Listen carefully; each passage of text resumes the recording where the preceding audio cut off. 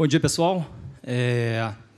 O Mário Mesquita, que é o economista-chefe do Itaú BBA, né, estava originalmente marcado para esse horário, ele teve um imprevisto, que não teve nenhum outro ângulo, tá, em que ele pudesse vir.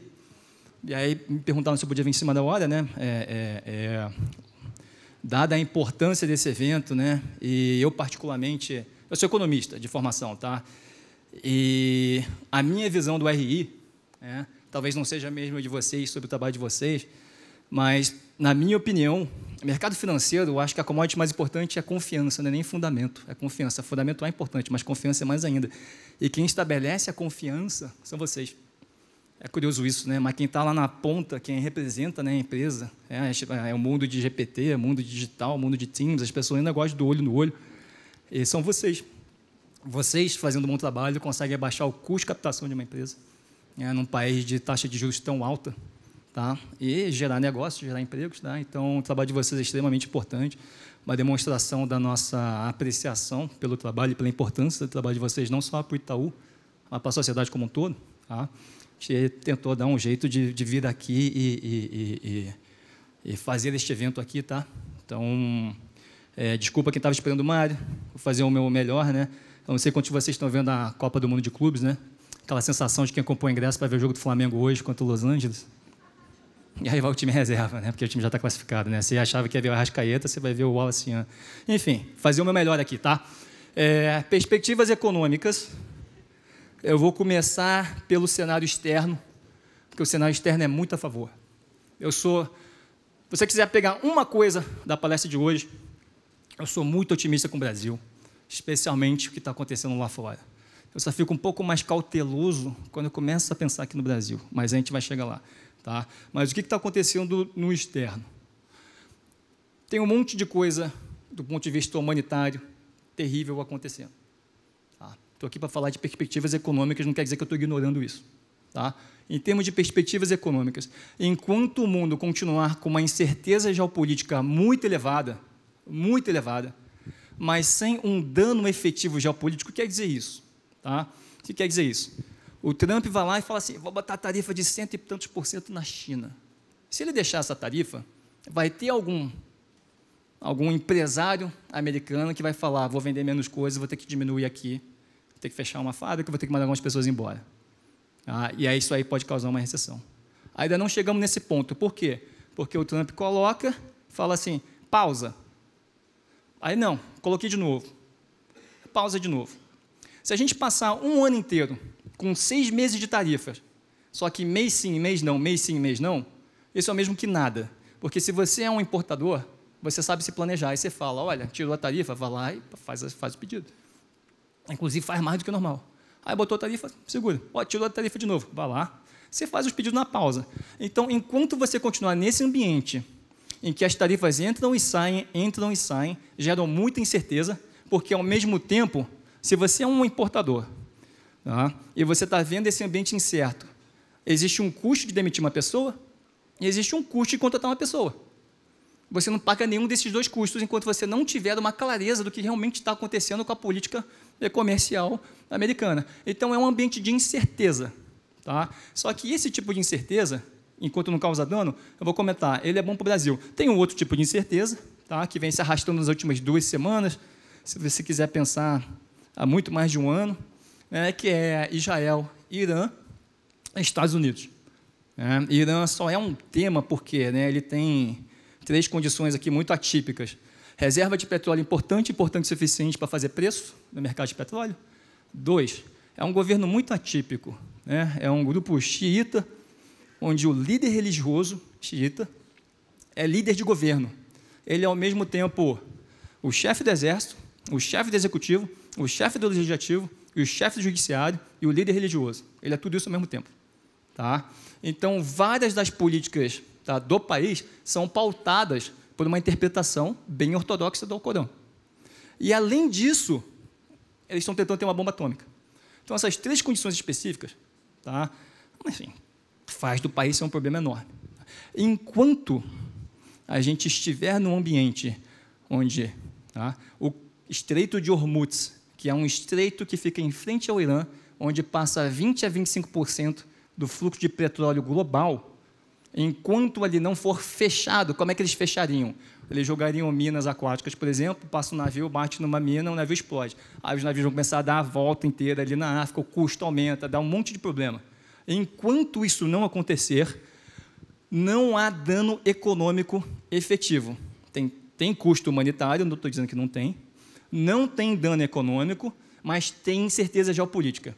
Enquanto tiver toda essa incerteza geopolítica muito alta, o mundo acaba sendo bom para o Brasil, enquanto a incerteza sem dano. Se tiver dano, bomba para lá, fechou aqui, botou tarifa ali, deu recessão nos Estados Unidos, é ruim para todo mundo. Enquanto tiver incerteza, a gente está entrando no mundo bom para o Brasil, porque o que mudou fundamentalmente desde que o Trump entrou é que o seu fornecedor importa. Estava falando de confiança. Estava falando de confiança e de olho no olho. Antes as pessoas falavam assim, o Trump vai botar tarifa na China, aí a China, em vez de vender para lá, vende para cá. Por exemplo, soja. Soja é soja. Se é soja dos Estados Unidos, se é soja do Brasil, soja é soja. Você vai fazer ração do mesmo jeito. Então, se os Estados Unidos falar assim, não vendo mais para a China, a China vem compra do Brasil. Aí o Brasil vai deixar de vender para alguém que ele vendia, aí esse cara vai comprar dos Estados Unidos. No fim das contas, dá a mesma coisa. Não faz diferença, porque soja é soja. Mudou. Mudou porque você tem um presidente onde ele diz o seguinte, tem algum ponto qualquer da nossa relação entre o meu país e o teu que eu não estou gostando, eu quero renegociar, eu vou botar uma tarifa gigante, eu vou segurar isso aqui, não vou vender isso aqui para você, proibir isso aqui. E aí, não está feliz? Vem aqui conversar comigo. Então, é assim que ele funciona. Qualquer coisa que ele queira renegociar na relação entre os Estados Unidos e esse país, qualquer coisa, ele vai lá e bota uma tarifa ou faz alguma coisa comercial e fala, não está gostando? Vem cá. Tá? Então, isso quer dizer que é o seguinte, o seu fornecedor importa, a confiança. Comprar soja dos Estados Unidos não é a mesma coisa que comprar soja do Brasil. Dá no mesmo, soja é soja. Não é, porque agora que você tem soja dos Estados Unidos, se tiver alguma coisa que ele não gosta da relação com você, ele vai segurar um navio de soja, ele vai botar uma tarifa ele vai botar alguma coisa na soja, ele vai fazer alguma coisa para chamar a tua atenção. Então, o teu fornecedor importa. Então, vamos pegar um fornecedor que tem commodities, e é meio neutro, não faz isso, não se mete. Quem que é? É Brasil, minério de ferro, petróleo, commodities alimentícias, grãos, né? Chile, com cobre, tá? Colômbia, com petróleo. Isso é bom para a América Latina. O fornecedor importa. Então, se a China começar a comprar mais da gente, um ponto extremamente importante, que, aliás, né, isso me chamou a atenção, essa foi a coisa que mais me incomodou do fim de semana. Quando os Estados Unidos atacou o Irã, a resposta da China foi bem tímida, não sei se vocês perceberam. Mandando um negócio oficial, a gente condena qualquer ato de violência, especialmente o de Israel. Mas foi bem tímida, assim. Eu esperava um barulho muito maior, tá? Que é o que todo mundo tem na cabeça, né? Fala assim, quer mandar tua bomba, manda. Quando eu mandar a minha, não vem falar comigo, né? Que é a questão de China e Taiwan. O Xi Jinping, existe essa percepção de que ele quer ser visto como a pessoa que não apenas fez o desenvolvimento da China, mas também a unificação. Eles sabem que o mundo está extremamente sensível e se ele fizer alguma coisa, alguém pode falar, não vende mais soja para a China, não faça mais isso com a China, cobre uma tarifa da China. Tá? E aí o que ele está fazendo? Ele está se aproximando de alguém que tende a ser mais neutro. Então ele pegou um país que tem soja, tem necessidade de capex, está oferecendo tecnologia, está oferecendo investimento e está comprando soja. E um dia, quando der essa bagunça toda, ele vai falar assim, olha, gente, eu ajudo vocês, vocês me ajudam aqui também. Quem quer esse Brasil? Esse é o Brasil. A gente está sendo cortejado pela China. A gente está sendo cortejado por vários países. Então a gente vai vender para a China, não vai vender para a Europa. A Europa quer comprar do Brasil. Ele não quer comprar dos Estados Unidos. A Europa também toma tarifa. Eu não gostei do que os europeus estão fazendo, eu vou... Não, gente. O fornecedor importa. O mundo, enquanto tiver a incerteza, é lógico, começar a ter bomba para lá demais, bomba para cá, fechou o Estreito de Hormuz, tarifa na China, recessão global, é ruim para todo mundo. Enquanto ficar esta incerteza, sem dano concreto econômico, dano humanitário está tendo, mas sem dano concreto econômico, tá? É bom para o Brasil. O que quer dizer que o mundo é bom para o Brasil? Como é que eu traduzo isso em variáveis econômicas e coisas do dia a dia? Quer dizer o seguinte, tá? Nesse ambiente que o vento é a favor, eu acho, para o câmbio ir para 6 e ficar lá em cima, você precisa ter uma sequência constante de más notícias. No dia que a má notícia parar, você fala assim, que as pessoas... É como se fosse, a gente brinca, de quem que é o empate? É assim que a gente pensa, de quem que é o empate? Se um dia tiver nem boas notícias, nem má notícias, o que acontece? O câmbio aprecia. Tá? O câmbio aprecia, isso quer dizer que o vento é a favor. Por trás desse cenário externo gigante, gigantemente complexo, tá vindo um fluxo, está vindo um interesse maior para o Brasil, que é uma combinação de coisas reais, a China, a Europa, com questões financeiras também. As pessoas que não tirar um pouco mais de dinheiro dos Estados Unidos, as pessoas ficam perguntando, vocês devem ouvir isso, né? Os Estados Unidos vai ser mais de reserva, o dólar vai ficar forte, ela vai ficar fraco, a dívida dos Estados Unidos, olha o que o tempo está fazendo. Os Estados Unidos ainda talvez seja o país mais seguro do mundo, em termos de risco financeiro. Ele é mais arriscado do que ele era no começo do ano. O prêmio de risco aumentou. Deixou de ser. Não deixou de ser. Ninguém vai tirar todo o dinheiro de lá e vai colocar na Europa. A maior parte do portfólio das pessoas vai estar lá. A Treasury ainda é, provavelmente, o ativo com menor risco, ou seja, ele continua precificando todo o resto da cadeia. Você pega a Treasury, depois você pega outra, você vai botando prêmio, você chega no título brasileiro, você chega no título brasileiro longo, você chega em juros, chega um monte de coisa, né? Mas a Treasury ainda é o ativo com menos risco. Mas ele está com mais risco do que estava no ano passado. E com maior risco, um pouquinho vai sair de lá. E esse pouquinho que sai é muita coisa, tá? Se vier um tiquinho disso para o Brasil. E esse é o vento a favor. Na ausência de más notícias, os nossos ativos financeiros apreciam. Na ausência de más notícias, o câmbio é a favor. Esse é o externo a favor da gente. Tá? O que tempera um pouco, né? Eu acho que nesse mundo em que está havendo várias oportunidades de negócio para a gente, para esses negócios saírem do papel, vocês fazem parte disso, né? São vocês, pessoas como vocês, tiram os negócios do papel e tornam em prática, né? Através do mercado de capitais, através de captações. Tá? O que a gente tem é um problema crônico, e aí eu não estou falando mal de um governo específico, esse que é um problema crônico do Brasil há vários anos, desde que eu me entendo como economista. O setor público é muito grande. Tá? Todo mundo aqui trabalha, ganha o seu salário, paga todas as contas, sobra um pouco.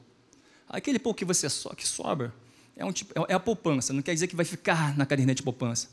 Mas vocês investem em ativos financeiros, o que você está fazendo com isso? Você está pegando uma parte da sua produção que você não usou para consumo imediato, para ajudar pessoas a financiarem os seus projetos, é isso. Eu comprei uma debênture, você está financiando aquela empresa. Eu comprei uma ação, você está financiando aquela empresa via equity. Eu comprei uma NTNB, você está financiando o governo. O problema, a gente precisa desse financiamento, né, quando vocês lançam uma debênture, para botar em pé algum plano de capex da empresa para qual vocês trabalham. Vocês estão pegando a poupança de alguém e falando assim, me empresta a poupança, vai valer a pena, vai vir mais ali na frente. Tá? Qual é o problema? É que desse bolo de coisas que a gente tem para a gente ir lá e tornar realidade vários projetos, e esse externo, tá? Olha que a China está cortejando a gente, olha quanto projeto tem para vir, olha como o mundo está mudando, tá? E o Brasil está na fronteira da água, da energia verde, quanta coisa boa tem para vir aqui, tá? O governo vai lá e fala assim, qualquer governo, não estou falando desse governo, tá? O setor público vai falar assim, eu preciso disso tudo aqui para financiar minha dívida. Pô, espera aí, deixa alguma coisa para projeto. Não dá e preciso financiar um pouco mais. Gente, eu vou pegar um pouco mais aqui para fechar as contas. Né? A nossa carga tributária é 38% do PIB. Um país em desenvolvimento é assim, não. Chile e México é 20, 25. A Argentina é 32. Mas o Brasil é um país grande. China deve ser assim, não. China é 20, Índia 20, 25. A Rússia, que está em guerra, é 34. O Brasil é 38. Não sobra pouco. Esse é o problema. Esse é o grande problema. Tá? Quem cobra 38% do PIB? Eu sempre brinco, né? Nova Zelândia, Austrália, Japão, Reino Unido. Isso aqui é uma opinião, né? Eu sempre tento deixar bem claro. Tá? Isso aqui é um dado, mas o que eu vou falar agora é uma opinião. Tá? Eu tenho a impressão que dá para gastar melhor esses 38%. É uma opinião, porque eu não estudei em escola pública no Japão, tá? Eu não usei hospital público, sei lá, na Austrália. Tá? Então, eu não sei dizer, mas eu tenho uma sensação de que lá é melhor. Tá? Eu tenho a sensação, isso é uma opinião, não é fato. Eu não quero fazer fake news, tá? Não é fato. Fato é que a gente cobra 38%, tanto quanto a Austrália, Nova Zelândia, Japão e Reino Unido. Opinião. Pô, dá para gastar melhor, não? Então, é isso. Aí, como é que isso aparece? Tá? Esse estado gigante aparece, tá, na economia como um freio de mão. Aparece na Selic de 15. Então você está falando que o Banco Central tinha que cortar a Selic. Não, porque se ele cortar, a inflação não volta. A inflação está fora da meta.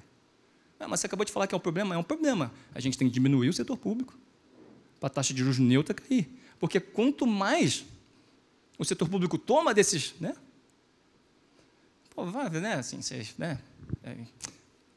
Tem imprensa aqui, então não vou dar o exemplo que eu ia dar.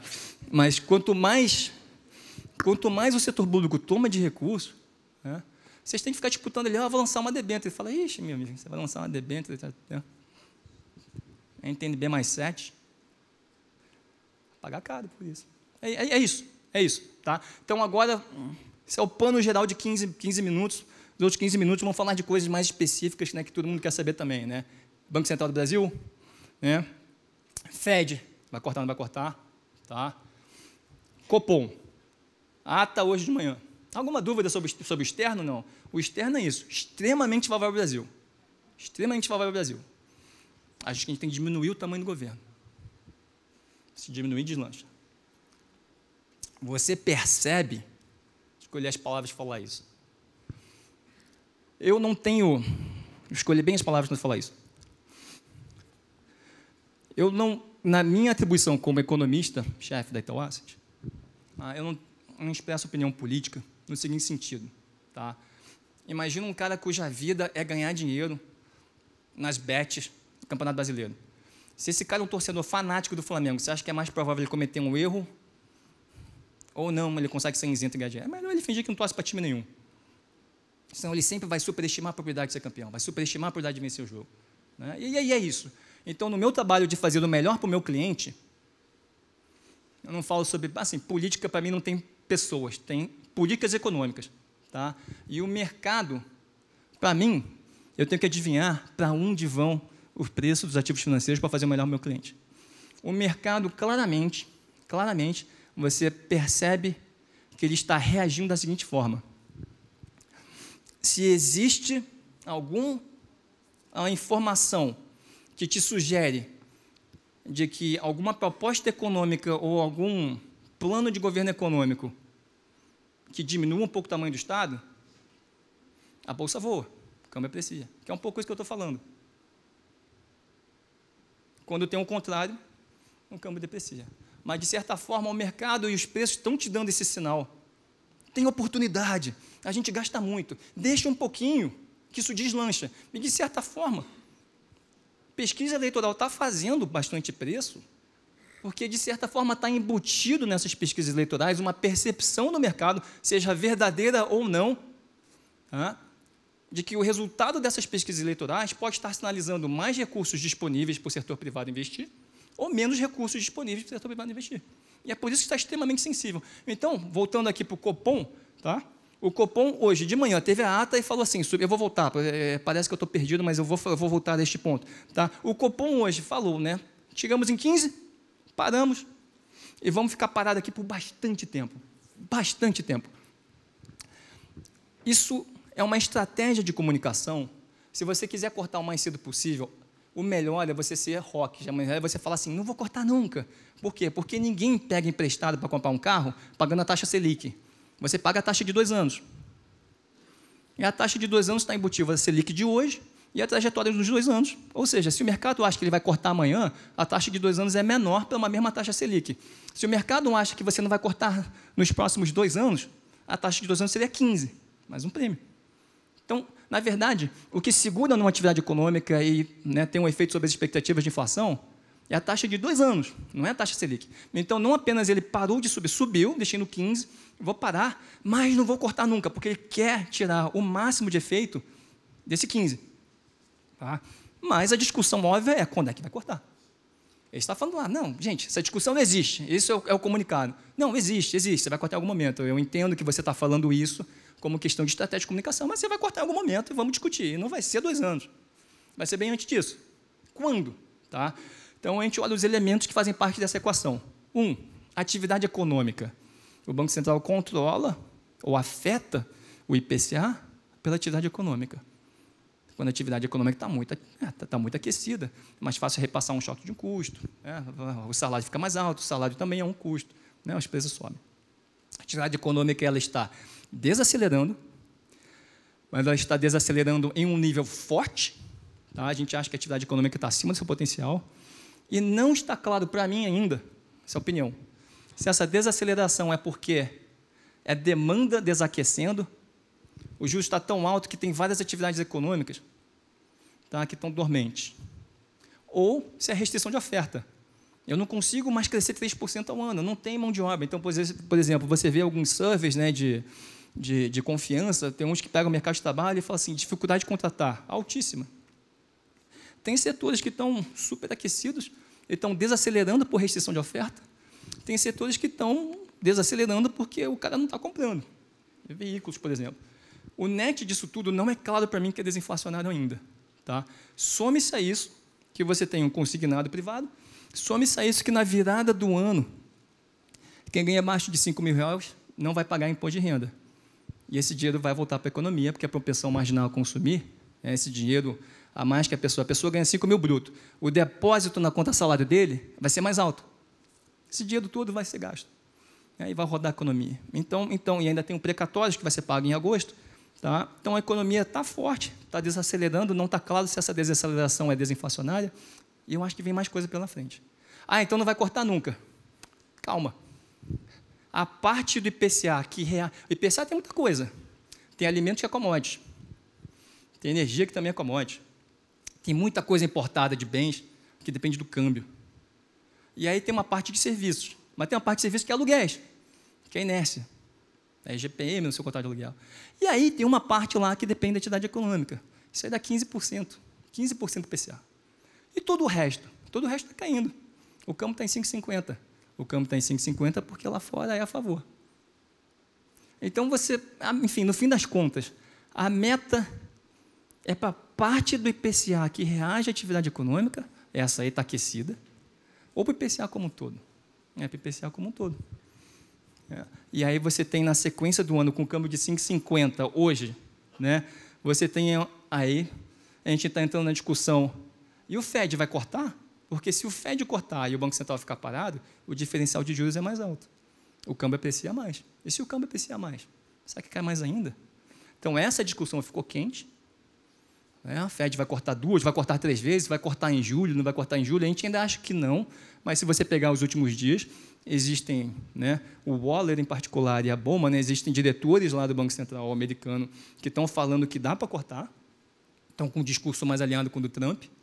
A gente desconfia um pouco de que talvez tenha uma motivação política, tá, nesse discurso deles, porque o mandato do Powell, que é o chairman, né, o presidente do Banco Central americano, acaba daqui a pouco, e vai ser discutido um substituto. E esses caras estão se posicionando como substitutos potenciais. Não tem problema, né? É da vida. Tá? Mas a gente ainda acha que o comitê todo não está lá. Mas, se começar a cortar juros nos Estados Unidos, o câmbio aprecia ainda mais. E, entrando no final do ano, né, todo mundo sabe, o mercado está extremamente sensível a qualquer notícia eleitoral, falei que não estou perdido, naquela discussão de que se tiver alguma sinalização de que, no tema eleições presidenciais de 2026, talvez a gente acabe tendo uma pauta que sobre um pouco mais de recursos para o setor privado, o otimismo ali, ele deslancha. Não é a minha opinião, não estou dizendo se está certo ou está errado. O meu trabalho é adivinhar para onde os preços de ativos vão, para fazer o melhor para o meu cliente. E o melhor para mim, tá, é fingir que eu não sou brasileiro. Eu sempre brinco desde que entrei aqui. Eu finjo que eu sou colombiano. Eu falo, eu sou colombiano.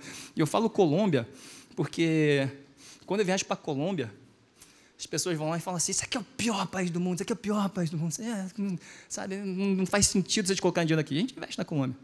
Aí você vai para o México, o cara fala, nossa, o México é um lixo, é um lixo, é um lixo. Mas o Brasil é muito... Qualquer país da América Latina acha que o seu país é o pior do mundo, mas investe nos outros. Inclusive, a gente tem... eu conheço gente, né, que não faz...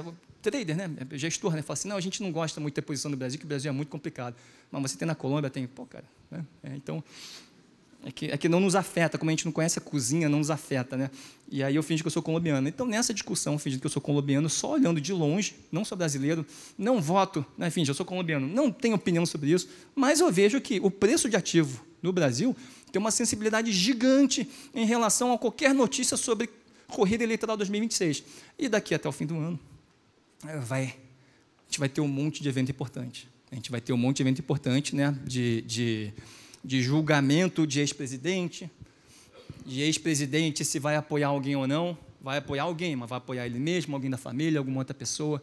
E a gente sabe que isso tudo pode fazer com que o câmbio, tá, vá mais para cima ou mais para baixo. Então, terminando aqui a parte de Copom, juros de 15, vento a favor lá fora para esse câmbio continuar ajudando, e atividade forte. Vai dar para cortar mais cedo ou mais tarde. Eu acho, quando a gente descobrir assim, Copom vai cortar juros, não vai ser pela atividade, vai ser por causa do câmbio. E aí a gente tem que ficar de olho nessas próximas, vamos dizer assim, no verão, na discussão, Fed vai cortar quantas vezes mais cedo ou mais tarde. Se o Fed cortar, o câmbio aqui aprecia e abre mais espaço, a inflação cai, a inflação que não depende da atividade, ela cai, tem mais espaço para cortar. Dependendo de como todas essas notícias que vocês sabem qual que eu estou falando, relacionadas à corrida eleitoral de 2026, se for para um lado ou para o outro, em que o mercado, quando um colombiano ou um estrangeiro olha e fala assim, olha, vai sobrar mais espaço. Isso aqui pode jogar o câmbio ainda para mais para baixo. A gente acaba vendo a gente acaba vendo em termos de números, né? Esse ano aqui já, né? O ano que vem, que é né? A gente tem que enxergar à frente. Ano que vem a inflação pode acabar entre 4 ou 5. Né? Dando esse range aqui, por que é um range importante? Porque o 4,5 é o teto da meta. Sendo a meta é 3, mais ou menos 1,5. 4,5 é o teto. E a gente está vendo a inflação rondando ano que vem entre 4 e 5. Ele era ali, rondando. O que pode fazer diferença? A gente não acha que é atividade. A gente acha que é o câmbio. Ah, mas a meta é 3. Pô, você está falando aí de 4, 4,5 que o cara pode cortar? Sim. Eu acho que... e eu vou terminar com esse... Se você perguntar assim, pô, você é brasileiro, você prefere que a meta... Você acha que a meta devia cortar? Você acha que devia perseguir 3? Ou 4 e 5 está bom? Sou brasileiro? 3. Inflação é um imposto extremamente injusto. Você pega um cara com alta renda, ele gasta um pedaço ali dele no supermercado e o resto ele investe. Você pega um cara de baixa renda, ele gasta tudo no supermercado. Então, se a inflação é 5 e não 3, quem está pagando 2 pontos percentuais a mais de imposto inflacionário é o cara de baixa renda. O cara de alta renda está pagando esses 2% diluído em um monte de coisa, porque o cara... Né? Então, você pergunta assim, brasileiro? Ah, como brasileiro? Não, persegue o 3, não tem espaço para cortar. Eu sou agora colombiano. Eu vou fazer a seguinte provocação, né? O Banco Central, imagina que ele chega no fim do ano, se perguntando assim, conseguir trazer a inflação para ao redor de 4,5, que é o topo da banda, sem uma recessão, porque a gente está vendo atividade econômica resiliente. Eu começo a cortar isso aqui, para mim está bom? Ou será que eu insisto em chegar em 3, aumentando mais ainda o risco de causar uma recessão? Essa é a pergunta que eles vão fazer. Essa é a pergunta do pessoal que decide. O pessoal que você perguntar assim, qual é a tua opinião? Opinião 3. Opinião inflação baixa, porque é um imposto extremamente injusto. Perguntar para quem realmente tem a caneta e vai decidir ali. Você chegou perto de 4,5, que é o topo da banda, sem recessão. Tá? Você dá uma segurada aqui, ou você vai lá e busca o 4 e tenta fazer uma recessão. E aí eu, como um gringo olhando para o Brasil, e ainda pensando assim, poxa, ainda assim é ano eleitoral. Eu, como um gringo, eu diria, tá, o corte de juros vai vir ali, tá, no começo do ano que vem, mais cedo ou mais forte, dependendo dessas outras variáveis que eu comentei com vocês, que podem jogar o câmbio mais para baixo, não a atividade. Acho que falamos de tudo, né? Falamos de externo, falamos de médio prazo, falamos de Copom, falamos de BC. 1 minuto para perguntas. Alguma pergunta? Uma? Bom, gente, obrigado, viu? De novo, tá? Às vezes a pessoa chega em casa e ela não se lembra. Eu percebo muito nisso, né? Eu percebo isso na Itauá, uma empresa gigante. A pessoa, às vezes, no dia a dia, perde a noção de quão importante, de que ela realmente está fazendo. Eu queria que vocês se lembrassem disso. Como um RI, vocês são a base, tá, da confiança. E confiança está associado diretamente a custo de captação. Né? O trabalho de vocês tá? Bem feito, diminui o custo de captação, aumenta o número de empregos, aumenta o número de projetos. Tá? Esse é o trabalho de vocês. Tá? O resto, enfim, né, é floreio, mas no fundo, o trabalho de vocês é extremamente importante. Parabéns pelo trabalho de vocês, obrigado pelo trabalho de vocês. Até ano que vem.